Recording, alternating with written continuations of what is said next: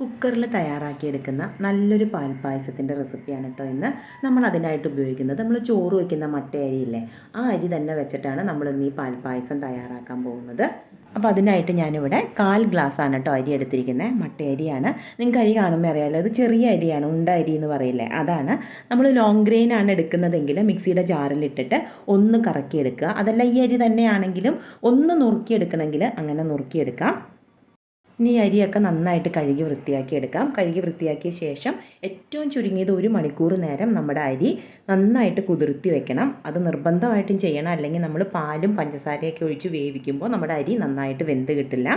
ഒന്ന് നുറുക്കിയിട്ടാണ് എടുക്കുന്നതെങ്കിൽ കൂടെ ഒരു 45 മിനിറ്റ് എങ്കിലും ഇതൊന്ന് കുതിർത്തി വെക്കണേ.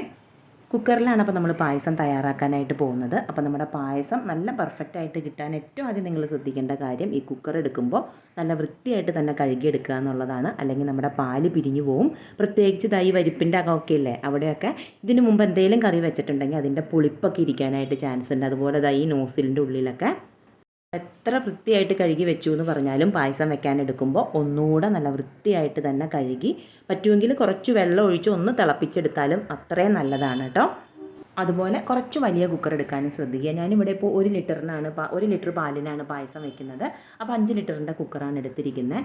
അതുപോലെ കുക്കർ നമ്മൾ ഉണ്ടാക്കുന്നതിൻ്റെ ഇടയ്ക്കൊന്ന് തുറന്ന് വീണ്ടും ഇളക്കിയിട്ട് വെന്തോന്ന് നോക്കിയിട്ട് വീണ്ടും അടച്ചു വെച്ചൊക്കെ തിളപ്പിക്കുമ്പോഴും നമ്മുടെ പാല് പിരിഞ്ഞു പോകാൻ ചാൻസ് ഉണ്ട്. അപ്പോൾ ഞാൻ പറയുന്ന അത്രയും സമയത്തിന് ശേഷം മാത്രം നമ്മുടെ കുക്കർ തുറന്നാൽ മതി. പായസം തയ്യാറാക്കാനായിട്ട് നമ്മുടെ കുക്കർ ചൂടായിട്ട് വരുമ്പോൾ അതിലേക്ക് 1/2 കപ്പ് പഞ്ചസാര ചേർക്കുന്നുണ്ട്. ലോ ഫ്ലെയിമിൽ ഒരു 2 മിനിറ്റ് വെച്ച് കഴിയുമ്പോഴേക്കും സൈഡിൽ നിന്ന് പതുക്കെ ഇതുപോലെ പഞ്ചസാര ഉരുകാനായിട്ട് തുടങ്ങും. ഏതാണ്ട് 1 മിനിറ്റ് കൂടെ കഴിഞ്ഞാൽ സൈഡിൽ നിന്ന് പതുക്കെ കളറൊക്കെ ഒന്ന് മാറി വരും. ഈ ഒരു കളറിൽ നമുക്ക് കിട്ടിയാൽ മതി കേട്ടോ. ഇനി ഇതിലേക്ക് നമ്മൾ കുതിർത്തി വെച്ചിരിക്കുന്ന അരി ചേർക്കാം.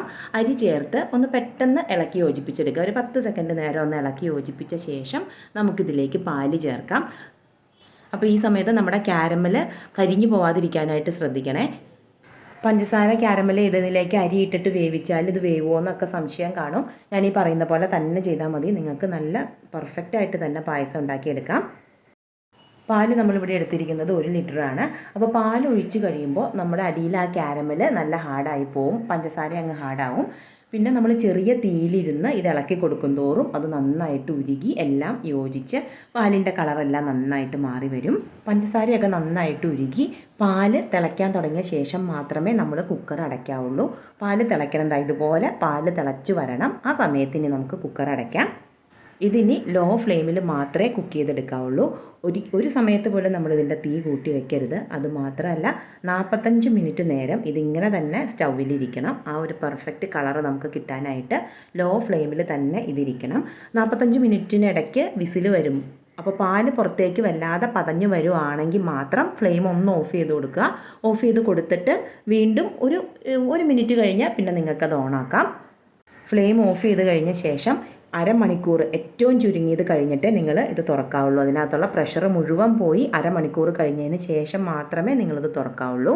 ഇത് കണ്ടോ, ഇതിപ്പോൾ ഞാൻ വലിയ കുക്കർ എടുത്തതുകൊണ്ട് ഒത്തിരി ഒന്നും പതഞ്ഞ് പുറത്തേക്ക് വന്നിട്ടില്ല.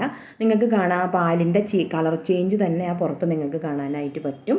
ഇപ്പോൾ മുഴുവൻ പ്രഷറെല്ലാം പോയി ഞാൻ തുറക്കുകയാണ്. ആ പാലിൻ്റെ കളർ കണ്ടോ, പഞ്ചസാരയിൽ കിടന്ന് ആ പാല് ഏതാണ്ട് 1 മണിക്കൂറിൻ്റെ മുകളിൽ ഇരുന്നില്ലേ. അപ്പോൾ നമ്മുടെ അരിയെല്ലാം നന്നായിട്ട് വെന്തിട്ടുണ്ട്.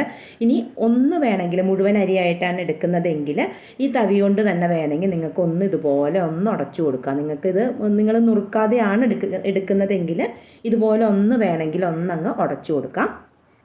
ഇതിപ്പോൾ നന്നായിട്ട് തന്നെ വെന്തിരിപ്പുണ്ട്, കളറൊക്കെ മാറി നല്ല ഭംഗിയായിട്ട് ഇരിപ്പുണ്ട്. അപ്പോൾ വെറുതെ മട്ടേരി തന്നെ മതി നമുക്ക് പായസം വെക്കാൻ. അപ്പോൾ ഒരിക്കലെങ്കിലും ഇതുപോലെ മട്ടേരി കൊണ്ടൊന്ന് വെച്ച് നോക്കണേ. സിമ്പിളായിട്ട് കുക്കറിൽ തന്നെ ചെയ്തെടുക്കാൻ പറ്റുന്ന പായസമാണ്. അപ്പോൾ ട്രൈ ചെയ്ത് നോക്കിയിട്ട് ഫീഡ്ബാക്ക് അറിയിക്കണേ.